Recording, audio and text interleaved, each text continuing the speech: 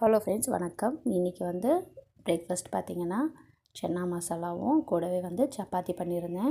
சப்பாத்திக்கு மாவு பார்த்திங்கன்னா கோதுமை மாவு 3 கப்பு, ராகி மாவு 1 கப் எடுத்திருக்கேன். ராகி மாவும் கோதுமை மாவும் கலந்து நான் சப்பாத்தி பண்ணதில்லை, இன்றைக்கி தான் ஃபஸ்ட் டைம் ட்ரை பண்ணியிருந்தேன். சன்னா மசாலா சூப்பராக ரெடி ஆகிடுச்சு. மேலே பட்டர் சேர்த்துருக்கேன். மாவு நல்லா பிசைஞ்சு வச்சுட்டேன். சப்பாத்தி பார்த்திங்கன்னா சூப்பராக சாஃப்டாக உப்பலாகவே வந்தது.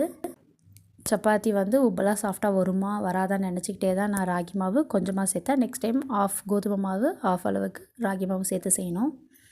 என்னோடய பையன் பூரி தான் வேணும்னு கேட்டான். ஸோ அந்த மாவுலேயே பூரியும் போட்டேன். பூரியும் செம உப்பலாக சூப்பராக வந்தது.